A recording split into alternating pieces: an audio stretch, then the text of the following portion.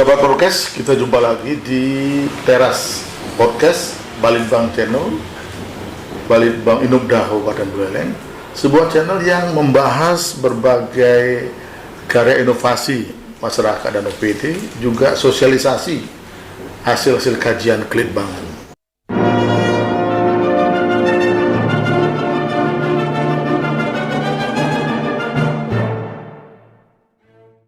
Nah, hari ini saya bersama Kepala Dinas Pekerjaan Umum dan Tata Ruang Kabupaten Buleleng PUTR.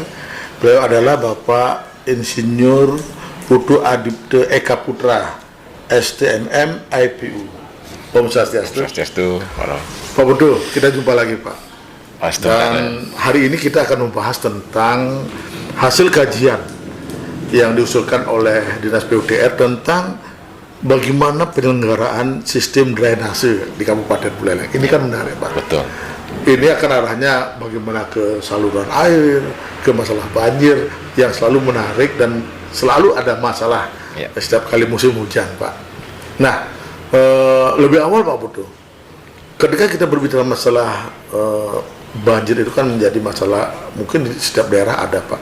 Nah, untuk di Kabupaten Buleleng sebelum ke topik, fokus ke topik bagaimana kondisi kerawanan banjir di Kabupaten Buleleng, apa boleh dikatakan tinggi, sedang atau rendah? Gimana Pak?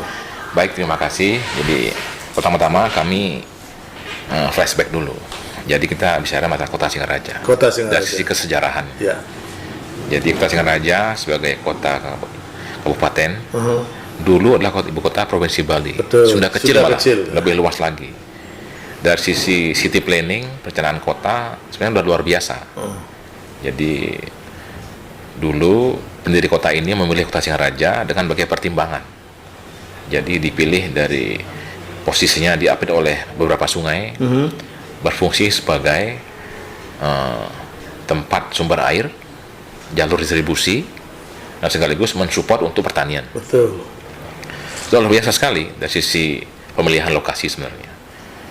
Dan penataannya juga sudah luar biasa. Dan penataan luar biasa. Jadi kita punya dulu ada pelabuhan yang langsung bisa akses ke sungai. Pelabuhan Buleleng ke Tukat Buleleng. Ada Tukat Banyumale. Ada juga Tukat-Tukat Penarukan. Nah, luar biasa sekali di Buleleng ini. Nah, sekarang seiring dengan perkembangan kota, jadi ada pertambahan penduduk, ada pertambahan aktivitas, ada pusat-pusat permukiman. Nah, mulailah mungkin ada bottleneck, ada penyempitan di berbagai sisi. Buleleng harus aman dari banjir, kita sepakat sekali. Sepakat. Jadi dalam waktu ke depan juga, jadi dari sisi daya dukung lingkungan, carrying capacity suatu kota itu memang harus bisa menampung berbagai aktivitas semua masyarakat di lapangan secara sustain, jangka panjang. Nah, kita memang di Buleleng ada kendala dari sisi topografi dan geografi. Jadi kita punya wilayah spot-spot banjir yang harus kita bisa tuntaskan. Nah, setungkare setiap tahun kita upayakan itu sehingga masyarakat bisa lebih nyaman dalam aktivitas, terutama saat musim hujan. Nah, itu mungkin tuh. Tapi kalau lihat dari sejarah yang tadi dijelaskan luar biasa Pak, bagaimana sistem pengairannya, kemudian banyaknya sungai gitu Pak. Nah, apakah seiring pertambahan penduduk yang semakin cepat begitu dibarengi dengan kebutuhan pemukiman itu tidak gini Pak ya, tidak relevan, atau artinya selalu kalah dengan jumlah penduduk untuk pemukiman itu. Betul sekali. Jadi betul sekali, makanya terkadang pemerintah kalah cepat dengan pertumbuhan di swasta. Jadi ada investasi perkembangan pemukiman skala besar seperti itu. Makanya kita juga di PU jadi wajib punya perencanaan. Jadi kuncinya apa? Tata ruang. Tata ruang adalah merupakan ke depan kita harus sepakatnya ada sebagai panglima dalam pembangunan. Jadi mengatur pola-pola ruang yang ada di Buleleng. Di mana pusat permukiman, di mana pusat aktivitas, di mana pusat industri, di mana lahan sawah yang harus dilindungi seperti itu. Nah, itu harus diatur polanya. Nah, ini kita sudah ada revisi RT RW 9 2013 sudah berproses. Setungkare nanti bisa menjadi pacuan semuanya. Tata ruang adalah multidimensi ini. di antara adalah drainase ini. Ya. Jadi bagaimana membuat suatu kawasan yang aman dari sisi banjir, yang nyaman untuk bermukim, dan yang sustain untuk misalnya pertanian. Iya. Buleleng dari pertanian secara umum harus kita kawal ini. Subaknya harus aman, Iya. irigasinya juga harus aman, dan drainase juga harus aman. Nah, kita di Buleleng harus kita akui saluran itu banyak fungsi, multifungsi, bukan duifungsi lagi. Multifungsi. Jadi sebagai saluran irigasi, Iya, pengairan, drainase, juga saluran, tempat dibuang sampah dan limbah. Oh. Nah, ini kan berat sekali nih. Ini yang menarik. Ini yang sangat harus kita. Padahal di kota besar, di kota maju, ada namanya drainase, ada namanya sewerage. Jadi drainase memang untuk air hujan, sewerage untuk air limbah. Iya. Dibedakan dia, beda salurannya. Karena Tapi ini, kalau di kita, di kita masih nyampur ini. ini yang jadi kendala. Ini jadi PR kita ke depan. Ya, apakah tidak sebuah kecolongan dari pemerintah daerah, Pak, ketika kemudian kebutuhan pemukiman itu selalu kalah cepat dengan apa yang kita lakukan Iya, perencanaan kita? betul. Jadi kita memang sudah given di Buleleng. Tapi dengan seiring perkembangan kota, kita juga sudah arahkan. Ada perencanaan ke arah itu sudah ada. Iya. Makanya nanti muncul di tata ruang kita. Ya, Jadi ketika Buleleng akan maju dalam kondisi yang lebih kompleks, kita sudah siapkan seperti apa model-modelnya. ya, Namun sekarang kita hadapi permasalahan yang ada ini dengan solusi jangka menengah, jangka pendek, jangka menengah, jangka panjang. Nah, ini yang paling ini yang penting. menarik sekarang, Betul. Pak. Nah, dari latar belakang itu tentu kemudian muncullah kajian ini, Pak, ya. Betul. Kajian ini tentang penyelenggaraan sistem drainase di Kabupaten Buleleng. Nah, lebih awal tentang kajian ini, Pak, bagaimana hasil dari kajian yang sudah berhasil dilaksanakan, bahkan keluar rekomendasi untuk dinas PUDR dan bahkan untuk Kabupaten Buleleng diterapkan. Bagaimana di awal dulu dari kajian yang sudah dilaksanakan ini? Ya, betul sekali. Jadi bicara masalah banjir dan drainase ini sebenarnya multidimensi. Ada banyak kewenangan di sana. Jadi kita di Buleleng dari sisi kewenangan ada kewenangan kabupaten, Kewenangan mana saja nih, Pak? kabupaten, provinsi, dan nasional. Untuk drainase ini? Iya, dari sisi ini juga ada sistem subak yang kita hormati juga di sana. Iya, kearifan lokal. Kearifan ini, lokal ya. itu juga harus tampung. Betul. Jangan sampai masuk kita mengendalikan banjir, tapi subak terlibat kan. Nah, Subak adalah sumber pertanian kita, warisan budaya kita. Bahkan UNESCO sudah akui ini. Jadi wajib kita pertahankan bersama-sama. betul. Nah, kami bersama Dinas Pertanian, Dinas Kebudayaan, termasuk juga dengan Desa Adat, Majelis, tetap bersama-sama satukan langkah. Ya. Bagaimana mengawal mengelola air ini dengan baik, dengan bijak, sehingga bisa dimanfaatkan seoptimal mungkin. Iya. Tapi kewenangan tadi yang dimaksud yang di mana nih, Pak, posisi masing-masingnya, Pak? Iya, jadi kita di kota Singaraja ini ada namanya jalan kabupaten, jalan provinsi, jalan nasional, yang semua memiliki badan jalan dan ada selokannya di sebelah kiri kanannya. Nah, ini ketika kita akan membuat saluran, kadang-kadang melintas, memotong itu.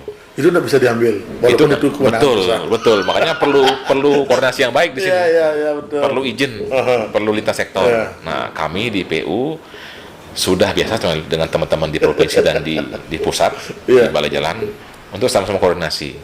Nah, ketika ada hal-hal yang sangat urgensi, kita bisa ambil semacam pengecualian di Ada sana. masalah tidak selama ini koordinasi itu, Pak? Di lapangan kadang-kadang ada, tapi saya kan secara adat aja. Iya. Jadi kita selesaikan secara teknis di sana, tapi secara administrasi kita juga wajib juga selesaikan. Agar jangan sampai nanti niat baik malah menjadi hambatan seperti itu.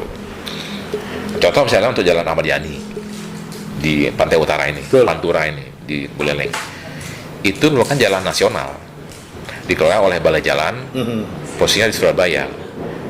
Nah, banyaklah saluran drainase melintang di sana, melintang di sana, sehingga kadang-kadang kita perlu upaya-upaya koordinasi dengan teman-teman di Balai Jalan.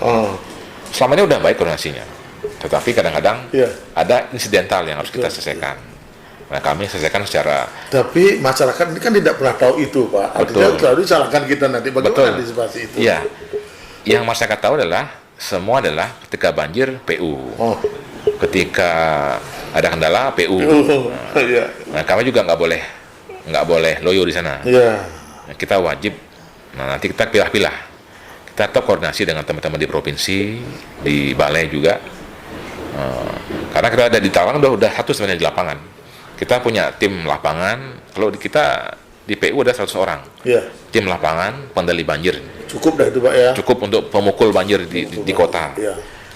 Provinsi juga punya mereka dan teman-teman balai juga punya. Nah, kita upayakan untuk sinergi antar tim di lapangan sehingga saling bahu-membahu. Bahkan teman-teman Pol PP sering bantu juga. Pol PP, teman-teman dari Polres, dari TNI Polri sering support kita insidental pada saat kejadian banjir. Yang paling penting adalah masyarakat juga sangat intens masyarakat. Jadi ketika ada kejadian di lapangan, mereka dengan serta-merta paling pertama di lapangan. Iya, jangan nonton itu. Jangan nonton. Kita juga wajib. Jadi memang rekreasi ini sangat semakin sekarang jadi kebutuhan primer di masyarakat. Betul. Apalagi Nah, kembali ke ini kajiannya Pak. Betul. Apakah sudah mengakomodasi semua keinginan pemerintah daerah bahkan dari dinas PUPR sendiri bagaimana? Iya, betul. Jadi kalau kita lihat dari sisi kajian ini ada 3 angka besar. Iya. Tahap perencanaan, dan tahap konstruksi, dan tahap evaluasi dari konstruksi ini. Nah, perencanaan ini penting dalam rangka mengantisipasi ke depan, jadi menurunkan waktu banjir misalnya. Jangan sampai hitungannya hari dia, harus hitungannya jam. Jadi di hari itu pun harus selesai banjir itu. Malam banjir misalnya, malam itu juga harus sudah surut. Jangan sampai berlarut ini. Nah, kami upayakan, kita juga ada langkah-langkah teknis di lapangan dengan teman-teman terkait dalam rangka untuk mencari solusi banjir ini. Dari aspek perencanaannya. Yang kedua, kita juga harus upayakan punya master plan penanganan banjir di Buleleng, Kota Singaraja terutama. Jadi kita upayakan, kita harus tahu mapping mana kita punya Tukat Buleleng, ada Tukat Banyumale. Selama ini belum ada linknya ini. Padahal ketika banjir kita bisa buang sana lebih cepat. Contoh misalnya di saluran drainase di depan kantor bupati, depan DPR ini.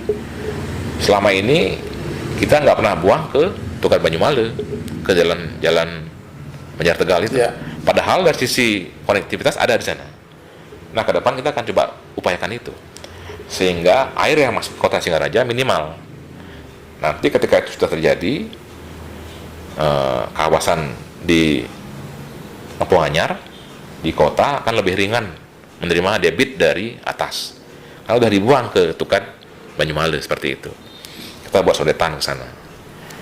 Yang kedua, kita perlebar volumenya saluran itu, perdalam. Yang ketiga, kita pelihara juga dari sisi maintenance, personal pemeliharaan dari drainase itu. Sebelum hujan kita bersihkan, pada saat hujan kita juga bersihkan, pasca hujan kita bersihkan. PU yang membersihkan. PU bersama masyarakat, bersama-sama. Jadi itulah upaya kita di lapangan seperti itu. Bahkan cuman sekarang kita kan nggak bisa prediksi. Kadang-kadang di musim kemarau hujan. Kejadian kemarin kan? Iya. Ini musim kemarau. Betul ya, kemarin ini ya. Malah ada bencana alam. Denpasar, Tabanan, Karang. Itu udah bisa diantisipasi gitu ya. Makanya kemarin kita perintahkan juga bahwa Buleleng yang siagakan teman-teman di lapangan siaga untuk antisipasi karena cuaca berubah ini. Astungkare Buleleng masih aman. Dan mudah-mudahan aman ke depan terus. Jadi berapa substansi yang muncul di hasil kajian, kesimpulan maupun rekomendasi sudah mengakomodasi Pak? Iya. Di PUDR. Betul. Makanya Nah, kemudian apa yang dilakukan Pak untuk penerapan kajian ini? Iya. Kita cek di lapangan mana kebutuhan yang paling mendesak. Jadi yang paling mendesak seperti apa? Kita buat pembiayaannya berapa? Kapan dilaksanakan? Iya, betul. Dan seperti apa mekanismenya? Dan siapa terlibat sana, siapa saja seperti itu. Jadi contoh misalnya kita sekarang banyak vendor-vendor menggali bahu jalan atau menanam kabel-kabel fiber optik di saluran drainase ini. Nah, ini juga kendala sebenarnya, karena ketika pemasangan kan kadang tidak sesuai dengan spek mereka. Ada yang posisinya melintang kabelnya, ada yang nggak lepas klim-klimannya. Nah, ini juga kadang-kadang menghambat. Apalagi pada saat ada potongan drainase di sana. Ketika hujan ini sampah numpuk sana, kabelnya juga menghambat saluran, naik airnya seperti itu. Yang kedua contoh juga kita di Simpang 4 Panji Penimbangan, Pantai Penimbangan. Di sana ada pemasangan pondasi traffic light Ya. yang memakan setengah dari saluran kita di sana. Otomatis debit air akan berkurang di sana. Sampah mengumpul, airnya naik. Banjir di sana. Cuman setelah kita koordinasi dengan teman-teman dari Dinas Perhubungan, dengan Balai Transportasi Darat, Astungkara udah selesai, sekarang udah dibangun, sehingga sekarang udah mulai normal kembali di sana. Jadi titik banjir berkurang. Ya. Dan juga ada teman-teman Subak sana juga masih ada sawah seperti di sebelah utara Jalan Ahmad Yani. Terkadang mereka kurang koordinasi dengan kita. Jadi mereka menutup saluran dengan karung goni, dengan beton, sehingga air nggak bisa masuk ke telabah. Ya. Air melimpas ke atas, masyarakat komplain. Ya. Yang salah PU lagi nanti. Nah ini kan sebuah dilematis, Pak. Betul. Pembangunan proyek perumahan juga banyak. Betul. Sebenarnya kearifan lokal yang kita miliki seperti Telajakan, apalagi Pak namanya itu yang di Subak itu ya. Iya.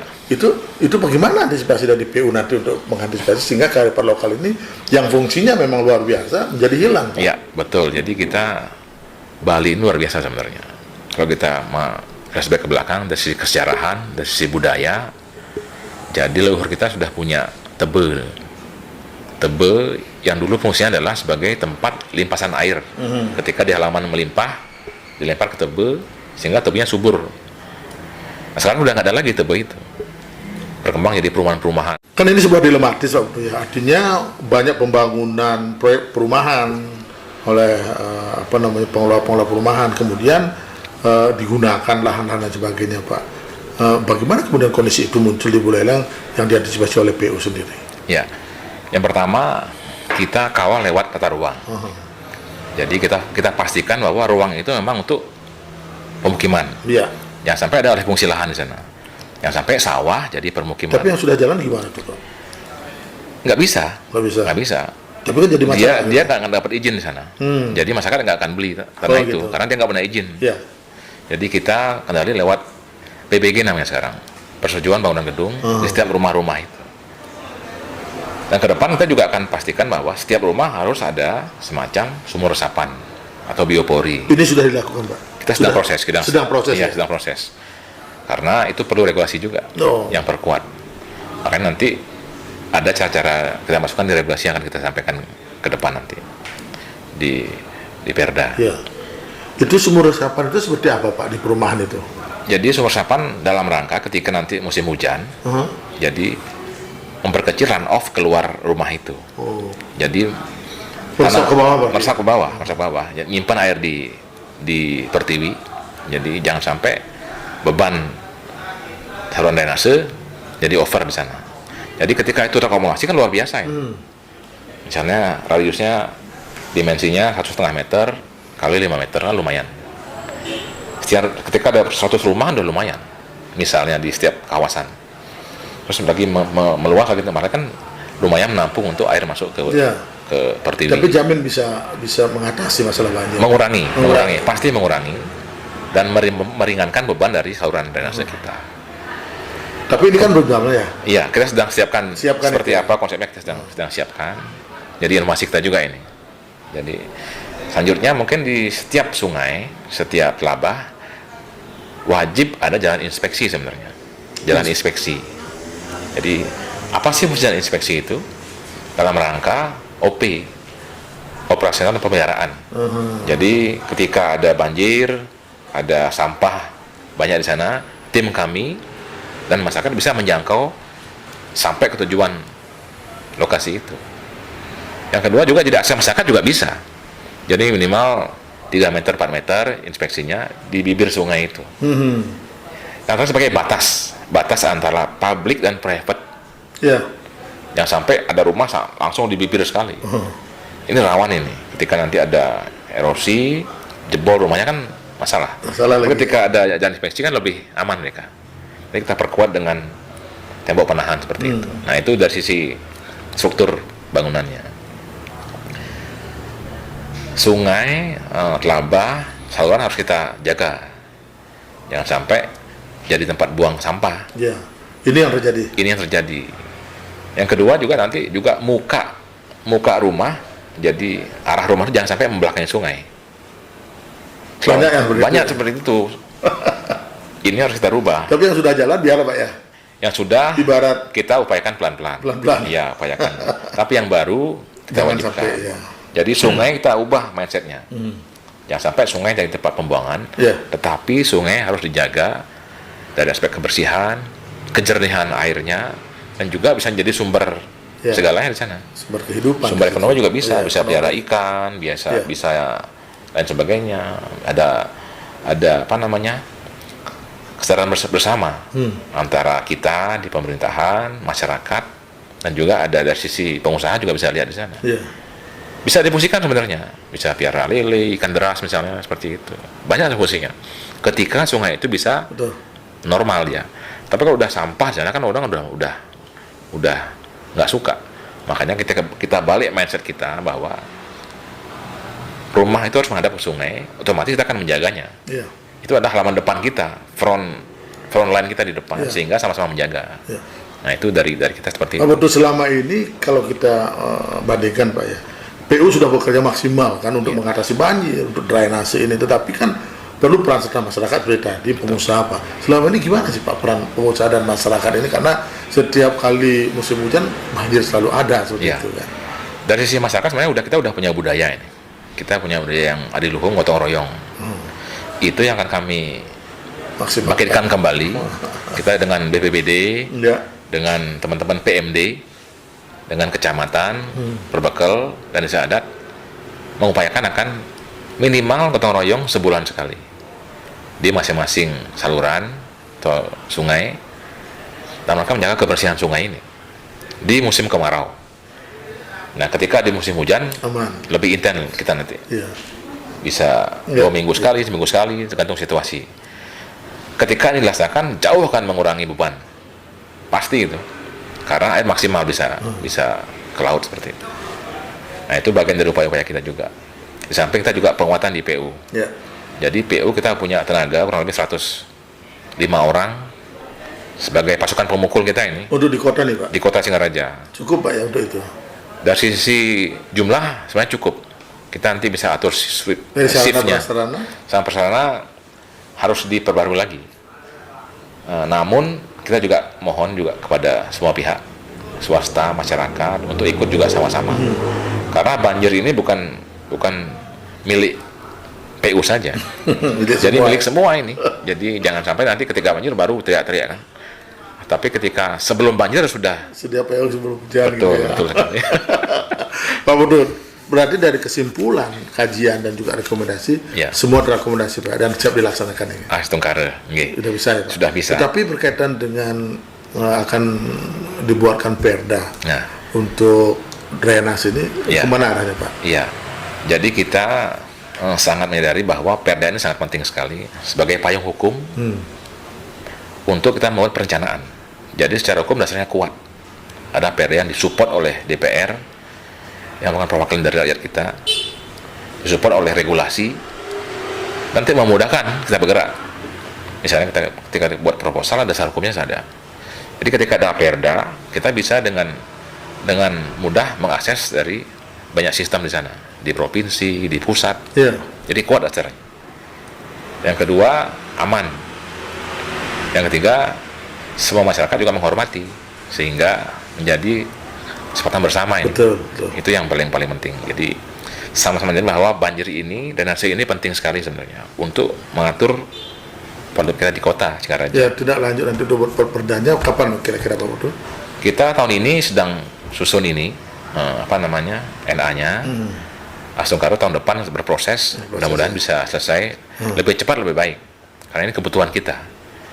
Jadi suatu kota itu memang harus ada sistem yang mengatur di sana secara legal, formal, lewat perda ini. Ya. Seperti itu. Oke. Satu hal terakhir Pak Putu, apa yang ingin Pak Putu sampaikan himbauan kepada masyarakat sehingga memang pada saat musim hujan, buleleng untuk kota Singaraja tidak lagi mengeluh dengan banjir, karena beberapa tempat kan memang masih terjadi. Betul. Walaupun memang singkat waktu banjirnya kan sudah diantisipasi. Iya. Jadi yang pertama, kami selaku dinas teknis di PU mohon buat masyarakat semua jadi ikut bersama-sama menjaga kota kita ini tercinta ini lewat semua momen misalnya gotong royong bersama, lewat kebersihan bersama, menjaga lingkungan masing-masing di perumahan saja udah cukup sebenarnya. Di depan rumah ketika ada saluran drainase, ikut dijaga sampahnya, jangan dibuang di saluran itu. Karena saluran ini ketika akumulasi lebih banyak lagi, dia akan ngumpul di hilir. Betul. Jadi PR berat nanti di hilir. Jadi ada kesadaran bersama antar semua pihak. Ke depan kita akan bentuk forum ini, forum antar stakeholder. Ya. Jadi pemerintah, masyarakat, LSM, juga dari media juga ikut, tokoh-tokoh akademisi, ya. Untuk forum bersama. Desa adat ya. Desa adat semua, sehingga saling isi mengisi di sana, saling beri masukan, kekurangan kami apa, saling isi mengisi, jangan saling melemahkan, saling menguatkan forum Iya, ini. betul. Ini penting sekali. Yang selanjutnya kita buat database juga yang bagus, database update jaringan kita, data kita. Jadi di mana yang rusak, mana yang perbaiki, berapa biayanya, jelas semuanya nanti.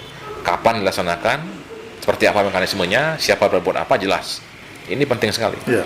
Jadi ada keseragaman gerak yang terukur, sehingga kita bisa gerak lebih terpadu seperti itu. Itu kayaknya yang kita Ya. lakukan. Baik, terima kasih Pak Butuh, Adibtuh. Sahabat podcast itu tadi bincang-bincang saya bersama Kepala Dinas PUPR Kabupaten Buleleng, Bapak Butuh Adibtuh Eka Putra, tentang bagaimana penyelenggaraan drainase di Kabupaten Buleleng di Kota Singaraja. Dan tadi sudah dijelaskan bahwa masalah drainase, pengairan, apalagi masalah banjir itu bukan saja menjadi tanggung jawab PUPR, tetapi masyarakat, pengusaha, dan semuanya harus terlibat sehingga memang Singaraja ini menjadi aman ketika mengatasi masalah banjir dan mengantisipasi jangan sampai terjadi banjir lagi. Inilah perlunya partisipasi dari seluruh masyarakat Kabupaten Buleleng, bahkan masyarakat Kota Singaraja. Terima kasih untuk hari ini, dan kita akan jumpa lagi pada podcast materi yang lainnya. Terima kasih Pak. Terima kasih, Bro. Rahayu. Sampai jumpa di podcast yang lainnya.